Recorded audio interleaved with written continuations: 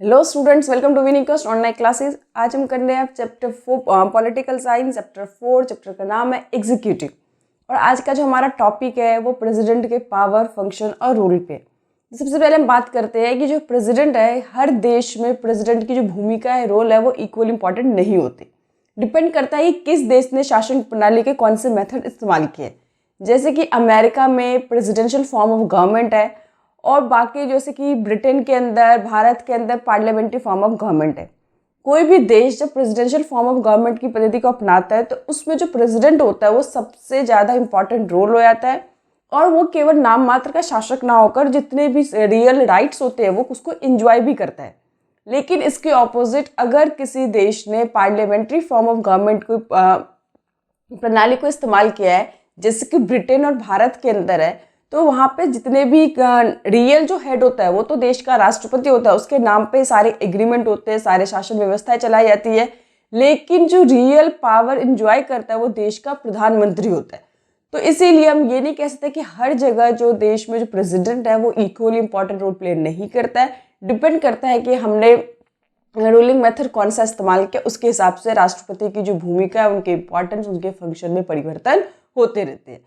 तो हम यहाँ पे बात कर रहे हैं भारत के कॉन्टेस्ट में, जहाँ पे पार्लियामेंट्री फॉर्म ऑफ गवर्नमेंट है और वहाँ पर जो राष्ट्रपति है उसे नाम मात्र का शासक कहा जाता है, लेकिन ऐसा नहीं है। हम यहाँ पे बताएंगे कि प्रेसिडेंट के बहुत सारे इंपॉर्टेंट फंक्शन होते हैं।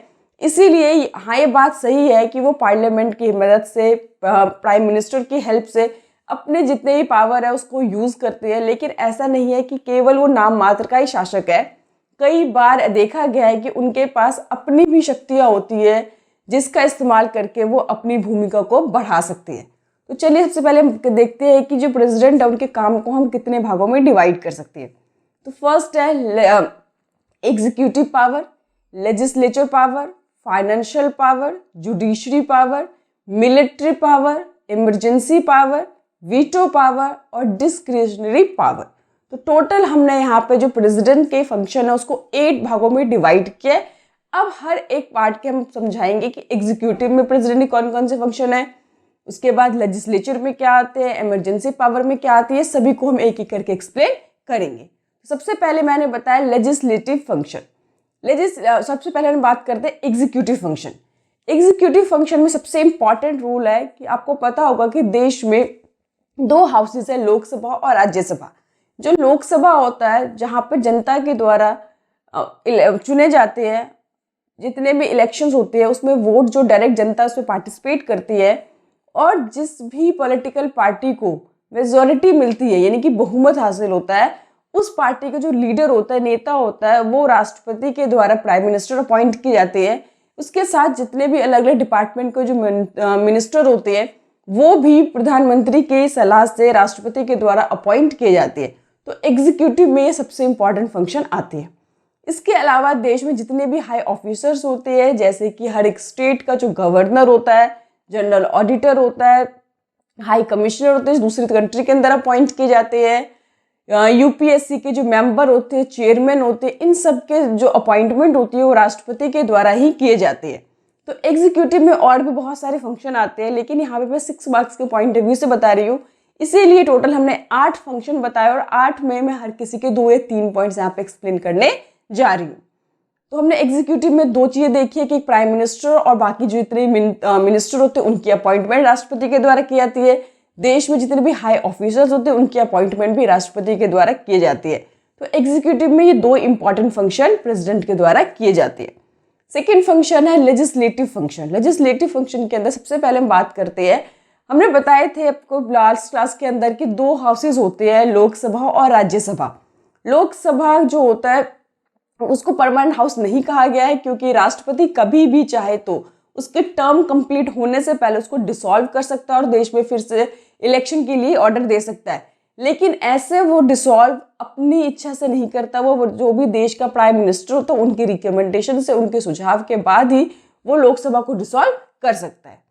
दूसरा, आपको पता है, मैंने ये भी आपको लास्ट क्लास में बताया था कि देश में कोई भी जो बिल, एक्ट तब बनता है जब पहले पार्लियामेंट के दोनों हाउसेज में पास होने के बाद जब तक राष्ट्रपति महोदय उन पर साइन नहीं कर देते तब तक देश में कोई भी कानून पास नहीं हो सकता। यानी कि देश में कानून की जो आखिरी मुहर होती है वो भी प्रेसिडेंट के द्वारा ही लगाया जाता है।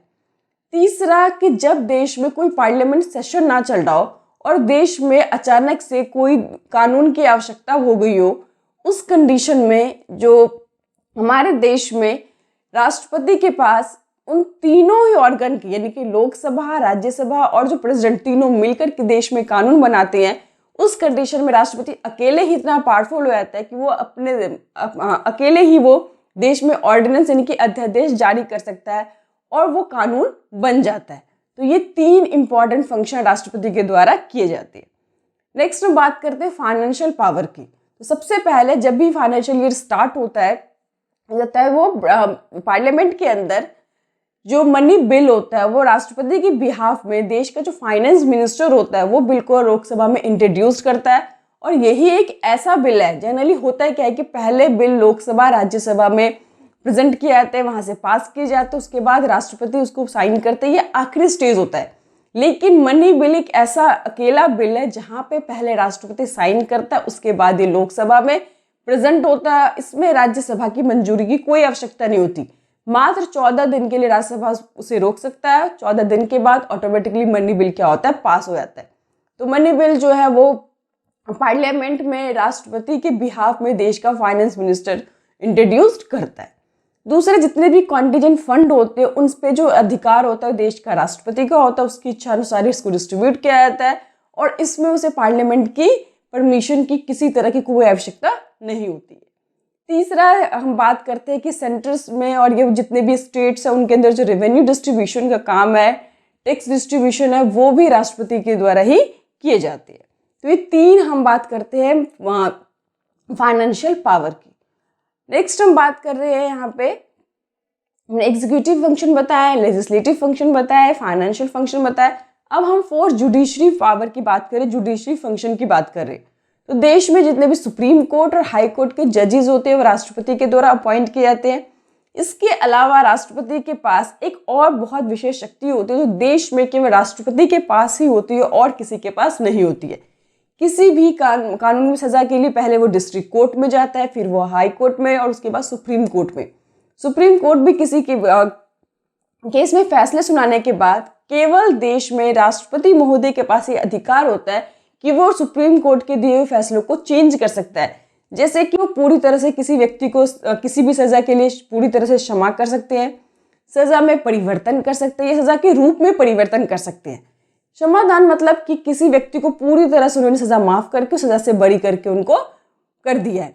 दूसरा, जितनी उनकी सजा हुई है उस सजा को कम कर सकते हैं। जैसे अगर किसी व्यक्ति को 10 साल की सजा मिली है तो उसको कम करके 1-2 साल की सजा में कन्वर्ट कर सकते हैं। ये सजा के स्वरूप को भी बदल सकती है।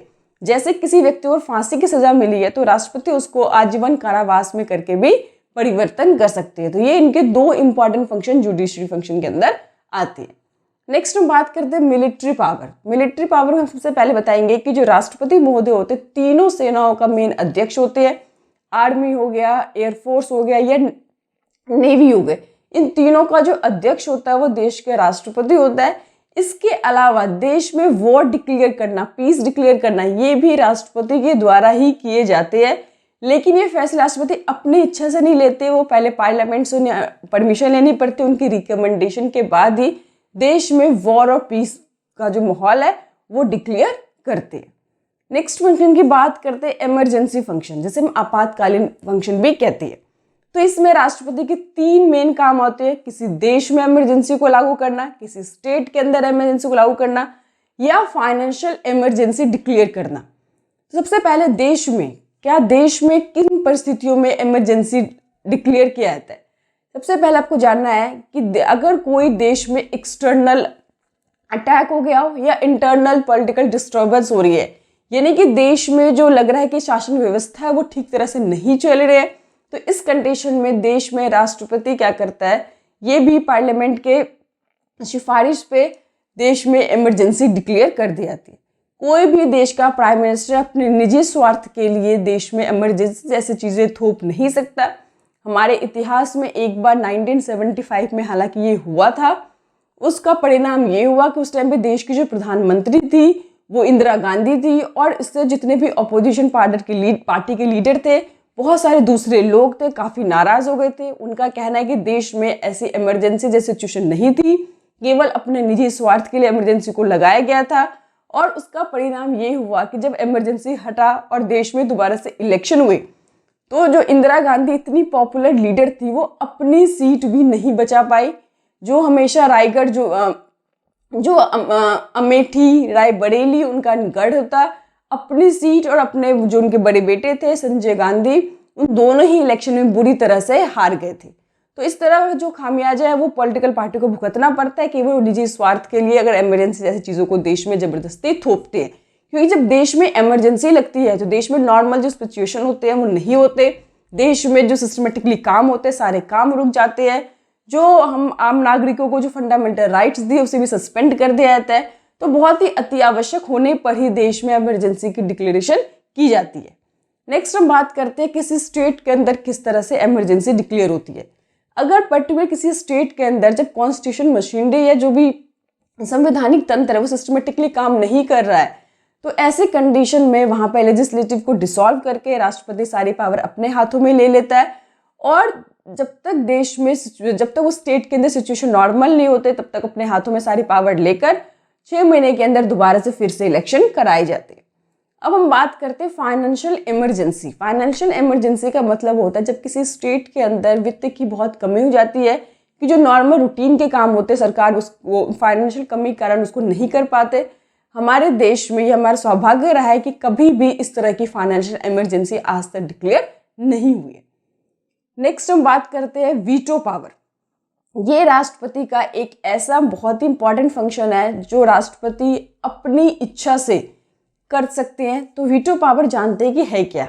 सबसे पहले हमने देखा है कि कोई भी बिल लोकसभा या राज्यसभा में प्रेजेंट होते हैं, वहाँ पे से पास होते हैं, उसके बाद राष्ट्रपति के पास वो बिल सिग्नेचर के लिए आता है। किसी भी बिल को राष्ट्रपति सिग्नेचर के लिए मना नहीं करते। अगर वो मना कर देते हैं तो उसी बिल को दोबारा से दोनों हाउसेज में पेश किए जाते हैं। वही बिल अगर दोबारा से दोनों हाउसेज के द्वारा पास कर दिए जाते हैं तो ऐसे में राष्ट्रपति उस बिल पे साइन करने से मना नहीं कर सकते। इसीलिए कई बार राष्ट्रपति चाहते हैं कि इस बिल को पास ना होने दिया जाए, तो ऐसी स्थिति में उस बिल को वो होल्ड करके रख लेते हैं। यानी कि वो मना भी नहीं कर रहे, वो देख रहे हैं कि उस पर वो थोड़ा मतलब स्टडी करना चाहते हैं, वो उसके बारे में थोड़ी जानकारी एकत्रित करना चाहते हैं, और इस तरह के कहकर वो बिल को अपने पास अनिश्चित समय के लिए होल्ड करके रख सकते हैं। अमेरिका के अंदर किसी भी प्रेसिडेंट के पास इस तरह के बिल के लिए मात्र 10 दिन होते हैं। 10 डेज के अंदर उन्हें अपने सुझाव या अपनी सहमति देनी होती है। लेकिन भारत के कंटेक्स्ट में बात करें तो बिल को होल्ड करने की कोई समय सीमा नहीं है। कॉन्स्टिट्यूशन के अंदर कितने दिन तक राष्ट्रपति इस बिल को होल्ड करके रख सकते हैं, ऐसी कहीं पे भी कोई इन्फॉर्मेशन नहीं है। वो अनिश्चित काल तक अपने पास इस बिल को होल्ड करके रख सकते हैं, जिन्हें वीटो पावर कहा गया है। और ऐसी शक्तियों का इस्तेमाल 1986 में उस टाइम के जो प्रेसिडेंट थे जैल सिंह के द्वारा इस्तेमाल किया गया है। आवश्यकता करने पर बहुत सारे प्रेसिडेंट इस तरह के अपने वीटो पावर का इस्तेमाल कर सकते हैं और किसी की परमिशन की, किसी भी रिकमेंडेशन की आवश्यकता नहीं होती। इसके अलावा एक और बहुत इंपॉर्टेंट शक्ति होती है देश के प्रेसिडेंट के पास, जिसे डिस्क्रिशनरी पावर या स्वविवेक की शक्ति कहा जाता है। आपको मैंने फर्स्ट बताया था एग्जीक्यूटिव पावर के अंदर कि जिस भी लोकसभा के अंदर जिस भी दल को बहुमत प्राप्त होता है उस पार्टी के जो नेता होते हैं उनको राष्ट्रपति प्राइम मिनिस्टर के लिए अपॉइंट करता है, नियुक्त करता है। लेकिन भारत में मल्टी पार्टी सिस्टम होने के कारण बहुत बार ऐसा देखने को मिला है कि किसी भी पार्टी को क्लियर मेजोरिटी नहीं मिलती और वो आपस में दूसरे दलों के साथ प्रॉपर गठबंधन भी नहीं कर पाते। ऐसी परिस्थिति में राष्ट्रपति के स्वविवेक पर निर्भर करता है कि वो किस व्यक्ति को प्रधानमंत्री अपॉइंट करते हैं। राष्ट्रपति को जिस भी व्यक्ति में ये लगता है कि वो पर्टिकुलर टाइम पीरियड के अंदर मेजोरिटी साबित कर सकते हैं, उन शर्तों के साथ वो किसी भी व्यक्ति को, किसी भी पार्टी के नेता को वो प्राइम मिनिस्टर अपॉइंट कर सकते हैं और उन्हें एक निश्चित सीमा दी जाती है कि इस पर्टिकुलर टाइम पीरियड के अंदर वो अपनी मेजोरिटी को साबित करे, तब तक उन्हें देश का प्रधानमंत्री अपॉइंट किया जाता है। और ये भी राष्ट्रपति अपने स्वविवेक से डिसाइड करते हैं कि उन्हें किस व्यक्ति या किस पार्टी के नेता को प्रधानमंत्री अपॉइंट करना है। तो इन सभी हम ऊपर के जो उनके फंक्शन है, पावर है, उनके बेसिस पे कह सकते हैं कि राष्ट्रपति आज तक जो हम सुनते आए थे कि केवल नाम मात्र की शक्ति होती है, ऐसा नहीं है, कुछ चीज़ों पे उनकी खुद की विवेक, खुद की डिसीजन है, खुद वो इंडिपेंडेंट होके भी बड़े बड़े फैसले ले सकते हैं। एक और डिप्लोमेटिक अगर हम बात करें तो देश के अंदर जितने भी इंटरनेशनल एग्रीमेंट समझौते होते हैं वो भी राष्ट्रपति के नाम पर ही होते हैं, क्योंकि वास्तविक शासन जो होता है राष्ट्रपति होता है किसी भी देश का, इसीलिए उनके नाम पर सारे एग्रीमेंट साइन होते हैं। लेकिन वो इस तरह के जो एग्रीमेंट्स होते हैं वो अपने विवेक से नहीं करते, उसके लिए उन्हें पार्लियामेंट की रिकमेंडेशन, सुझाव की आवश्यकता होती है, उसके बाद ही इस तरह के एग्रीमेंट जनरली वो करते। तो यहाँ पे हमारे राष्ट्रपति के जो फंक्शन है, पावर है, खत्म होते हैं। तो आपको ऐसे ही लिखना है कि पहले जो भी राष्ट्रपति है उनके फंक्शन को अलग अलग भागों में डिवाइड करेंगे, फिर हर एक फंक्शन के हम उसके जो भी सब पॉइंट्स है, जैसे कि एग्जीक्यूटिव के अंदर कौन कौन से उन्हें राइट्स मिले हुए, कौन कौन से पावर मिले हुए, लेजिस्लेटिव के अंदर क्या आते हैं, मिलिट्री के अंदर क्या है, ये सभी पहले लिख के फिर उनको छोटे छोटे सब पॉइंट्स में उनको एक्सप्लेन करेंगे। जो इससे जो हमारे एग्जामिनर होते हैं वो तुम्हें ज़्यादा मार्क्स देते हैं। तो लिखने का जो सही तरीका वो इसी तरह से आपको लिखनी है। इसके अलावा हमारी चैप्टर में लास्ट एक छोटा सा टॉपिक बच गया था, मैं चाहती हूँ इसके लिए अलग से मैं क्लासेस ना लूँ, इसी के अंदर मैं कवर कर देती हूँ। तो हमने चैप्टर का नाम ही है एग्जीक्यूटिव। तो हम बात करते हैं कि कितने टाइप के एग्जीक्यूटिव होते हैं। एग्जीक्यूटिव दो तरह के बेसिकली होते हैं, एक परमानेंट एग्जीक्यूटिव होते हैं, एक पॉलिटिकल एग्जीक्यूटिव होते हैं। परमानेंट एग्जीक्यूटिव के अंदर जितने भी स्टेट लेवल के या फिर सेंट्रल लेवल के या अखिल भारतीय सेवाओं के मेंबर इसके अंदर आते हैं। और अगर हम पॉलिटिकल एग्जीक्यूटिव की बात करें तो इसमें देश में president, prime minister, council of minister आते हैं। तो जो भी परमानेंट एग्जीक्यूटिव्स होते हैं वो जनता के द्वारा प्रत्यक्ष नहीं चुने जाते हैं, ये मेरिट के बेसिस पे चुने जाते हैं। इनका एग्जाम होता है, एग्जाम कई चरणों में होता है, सारे चरणों को क्वालिफाई करके व्यक्ति इसका मेंबर बनता है। जबकि जो पॉलिटिकल एग्जीक्यूटिव होते हैं वो जनता के द्वारा प्रत्यक्ष या अप्रत्यक्ष तरीके से चुने जाते हैं। जैसे प्रेसिडेंट होता है उनका चुनाव अप्रत्यक्ष तरीके से होता है, और देश का जो प्राइम मिनिस्टर होता है उनका चुनाव प्रत्यक्ष तरीकों से किया जाता है, इसमें जनता डायरेक्टली पार्टिसिपेट करती है। दूसरा के टेन्योर की बात करें तो परमानेंट एग्जीक्यूटिव के अंदर एक बार अपॉइंट करने के बाद वो रिटायरमेंट तक यानी कि 60 ईयर तक अपने पोजीशन पे वो बने रहते हैं। लेकिन जो पॉलिटिकल एग्जीक्यूटिव होती है उनका टेन्योर जनरली फिक्स नहीं होता, वो 5 साल तक होते हैं। अगर वो अच्छे काम करते हैं, जनता के बीच में उनका विश्वास बना रहता है, तो वो दोबारा भी अपॉइंट हो सकते हैं, चुने जा सकते हैं। तो तीसरा कि जो भी परमानेंट एग्जीक्यूटिव होते हैं, देखा गया कि कई बार वो जनता के टूवर्ड सेंसिटिव नहीं होते, जनता के द्वारा नहीं चुने जाने के कारण उनका कई बार जो व्यवहार होता है वो अपमानजनक होता है। लेकिन आरटीआई के तहत आरटीआई लागू करके उनके व्यवहार को उनकी जनता के टूवर्ड ज़्यादा रिस्पॉन्सिबल बनाया गया है।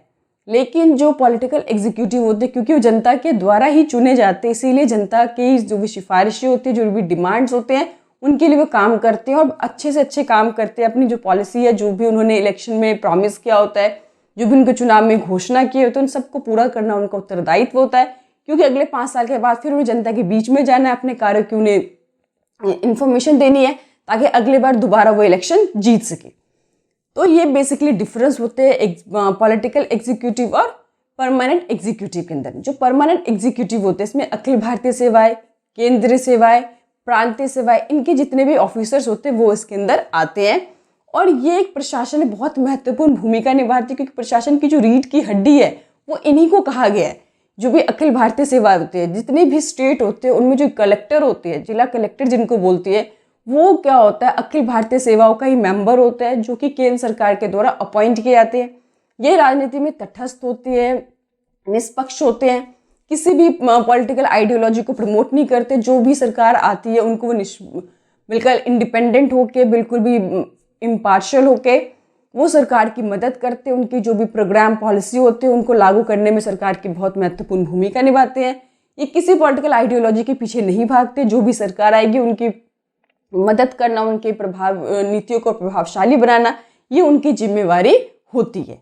तो यहीं पे हमारा चैप्टर और टॉपिक दोनों ही खत्म होता है। तो इसके साथ ही हम वीडियो खत्म करते हैं। आगे के चैप्टर्स के लिए मेरी नेक्स्ट वीडियो को आप देख सकते हैं। Thank you.